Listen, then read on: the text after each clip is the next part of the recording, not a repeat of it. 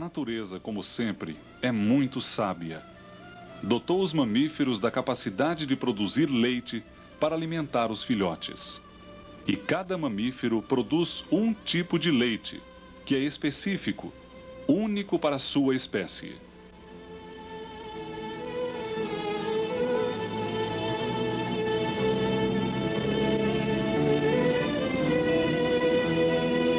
O leite humano, assim como nos demais mamíferos, é produzido pela mãe na medida exata das necessidades do recém-nascido.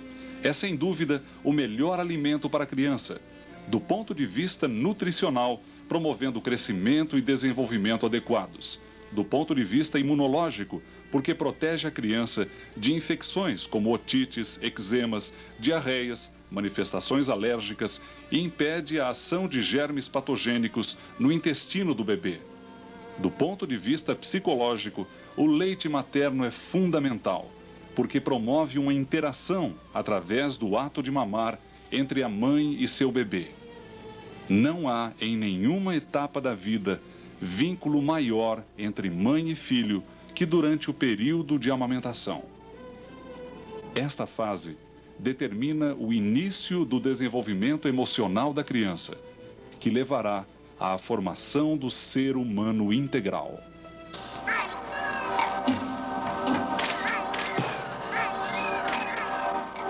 Uma das mais importantes consequências do desmame precoce é a desnutrição proteico-calórica e sua frequente associação com processos infecciosos de repetição.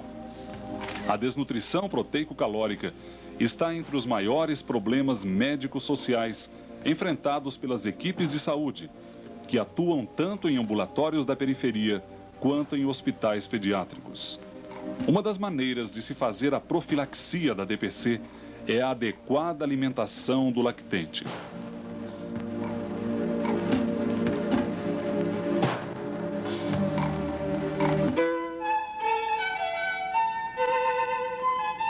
A mãe deve começar a se preparar para a amamentação desde o início da gestação.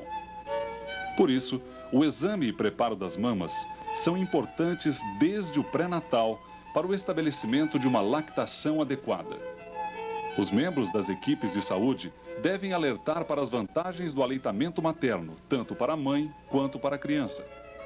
Importante lembrar que o aspecto de água de coco que o leite apresenta não significa que ele seja fraco. Alguns cuidados no que se refere à higiene devem ser destacados para a gestante. Os mamilos, desde o início da gestação e até o final da lactação, devem ser lavados apenas com água corrente, sem sabão ou sabonete, para preservar a lubrificação das glândulas sebáceas locais. Não é necessário usar óleos ou emolientes. As unhas das mãos devem estar sempre curtas e limpas para não ferirem a pele sensível dos mamilos. O sutiã, durante a gravidez, deve ser de algodão e de número maior que o habitual, e com alças curtas, para manter a localização natural e evitar o deslocamento das mamas. Para o espessamento da pele dos mamilos, a gestante deve expô-los ao sol todos os dias no período da manhã.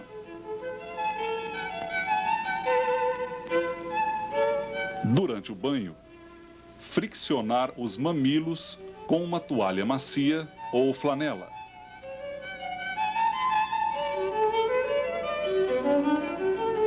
Esse cuidado previne fissuras no período da lactação.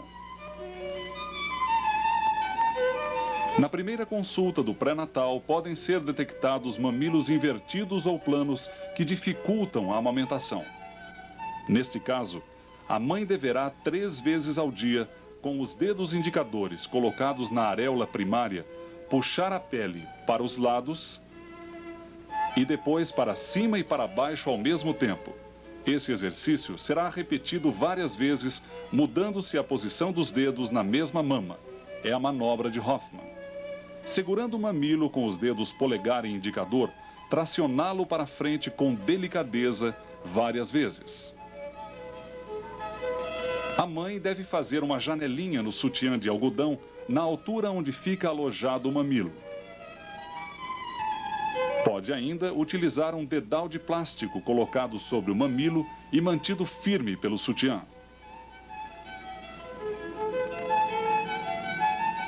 A produção láctea está diretamente relacionada com a sucção, que é seu melhor estímulo.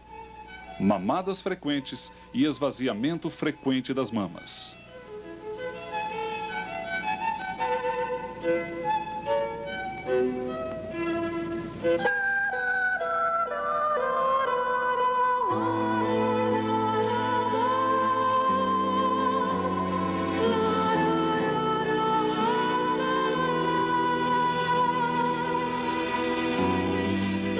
O recém-nascido deve sugar o mais precocemente possível, de preferência, já na sala de parto. O alojamento conjunto na maternidade exerce papel fundamental no estímulo ao aleitamento materno, permitindo que a criança seja amamentada todas as vezes que desejar. Este sistema proporciona maior contato mãe-filho e maior facilidade para a orientação adequada às mães, preparando-as para os cuidados com seus filhos. Para o prematuro, o leite mais indicado é o da própria mãe, pois há diferenças de composição entre o leite de mães que tiveram partos a termo e mães que tiveram partos prematuros. Frequentando o berçário, a mãe poderá dar à criança uma nutrição adequada, facilitando sua evolução ponderal e evitando processos infecciosos. A mãe deve amamentar de 10 a 15 minutos em cada lado, começando sempre pela mama em que terminou na mamada anterior.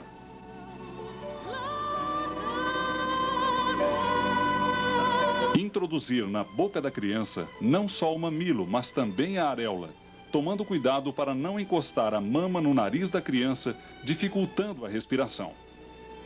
Se a sucção estiver difícil, em função das mamas estarem tensas, a mãe deve massagear a areola, retirando um pouco de leite.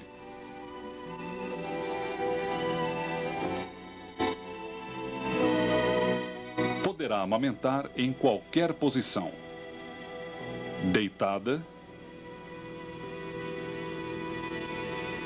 ou sentada, desde que se sinta confortável.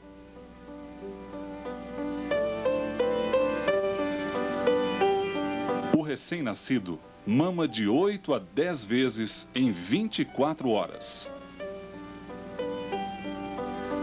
Após a mamada, a mãe deve fazer a criança arrotar e, em seguida, colocá-la no berço em decúbito lateral.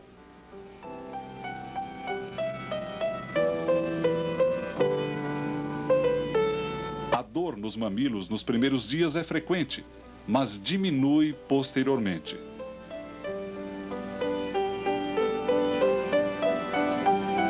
A mãe deve ingerir mais ou menos 2 litros de líquido por dia e alimentar-se adequadamente.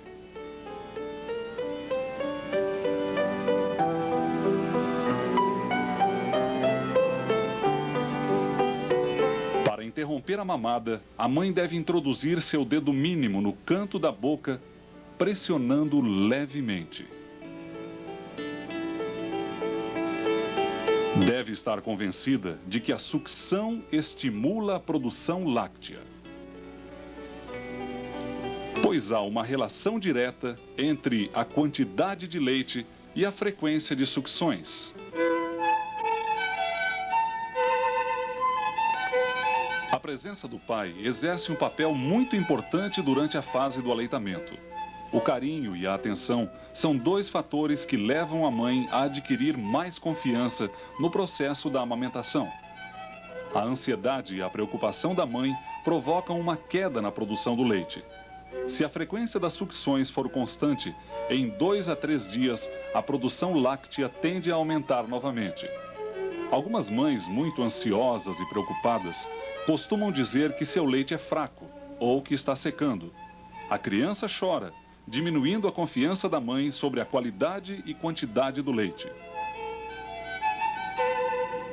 É importante lembrar mais uma vez que o leite materno apresenta um aspecto de água de coco, natural dele, e que não há leite fraco. O colostro, leite materno dos 4 a 5 primeiros dias, é mais amarelado e muito rico em imunoglobulinas, importantes fatores na proteção do recém-nascido. Quando o leite começar a descer nos primeiros dias, é muito importante que a criança esvazie frequentemente as mamas para que elas não fiquem demasiadamente cheias. Se as mamas não forem adequadamente esvaziadas, o leite se acumulará e elas ficarão edemaciadas, dolorosas e com aumento de temperatura local. É o engurgitamento mamário ou seio empedrado. A pele das mamas engurgitadas pode apresentar-se brilhante. As mamas ficam pesadas e os reservatórios de leite podem ser visualizados por baixo da pele.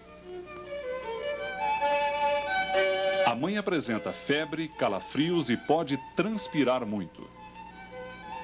Neste caso, a mãe deverá proceder ao esvaziamento manual. Amaciar a areola com massagens antes da mamada. Usar compressas frias ou quentes. E amamentar o maior número de vezes na mama engurgitada. Quando ocorrerem fissuras, a mãe não deve suspender a amamentação, mesmo que apareça sangue na boca da criança e até mesmo vômito com um pouco de sangue. A pele dos mamilos é muito fina e sensível. A prevenção da fissura pode ser feita pela exposição dos mamilos ao sol antes das 10 da manhã e depois das 4 da tarde, durante a gestação. Não usar sabonete nas mamas durante o banho.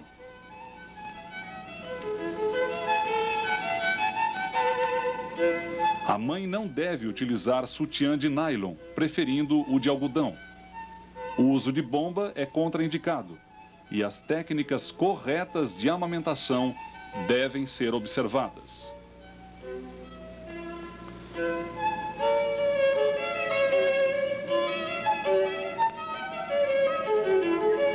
Uma vez instalada a fissura, iniciar a mamada pela mama não fissurada. Expor os mamilos ao sol para cicatrização.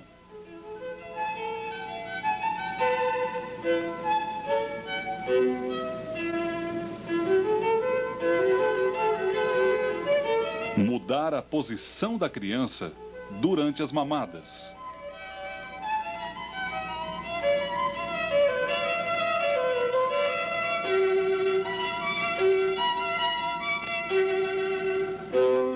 Para evitar o atrito com a roupa, o mamilo poderá ser protegido por um pequeno coador de chá. O uso de pomadas não é indicado, porque não oferece resultados satisfatórios. A vitamina E gelatinosa tem um bom efeito local nas fissuras. Até os 6 meses de vida, não é necessário acrescentar outros alimentos, nem mesmo água ou chás. A partir dos 6 meses, a criança deve receber outros alimentos, mas o leite materno permanecerá como refeição láctea.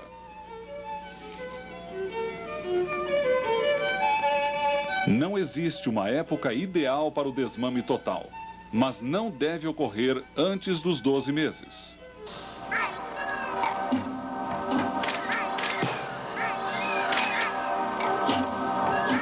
O aleitamento materno só é contraindicado nos casos de psicoses, infecções maternas agudas, contagiosas ou muito graves e doenças infantis extremamente raras. Nos casos de tuberculose bacilífera e hanseníase, o contágio não se faz pelo leite materno, e sim pelo contato mãe-filho. Portanto, a contraindicação só deverá ser observada nos casos em que for possível separar a mãe da criança. Doenças maternas como epilepsia, lesões cardíacas, nefropatias e diabetes compensadas não contraindicam a amamentação. A indicação de medicamentos para a mãe que amamenta deve ser criteriosa, não sendo justificável a suspensão do aleitamento materno quando a mãe estiver tomando medicamentos. A maioria das drogas ingeridas pela mãe é excretada no leite materno. Porém, a quantidade disponível para o lactente é muito pequena. A maior parte das drogas utilizadas no tratamento de doenças crônicas, como epilepsia e diabetes, não apresenta efeitos nocivos para o lactente.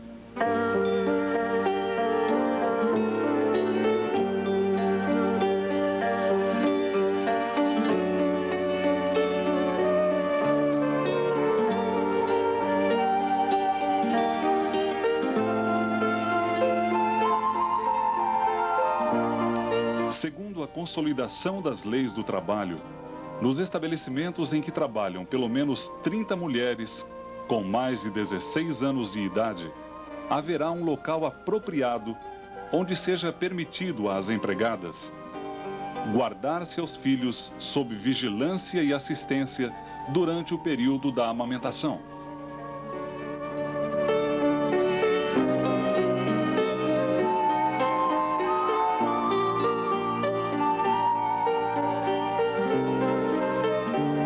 Para alimentar o próprio filho até que ele complete 6 meses de idade, a mulher terá direito a 2 descansos especiais de meia hora cada um.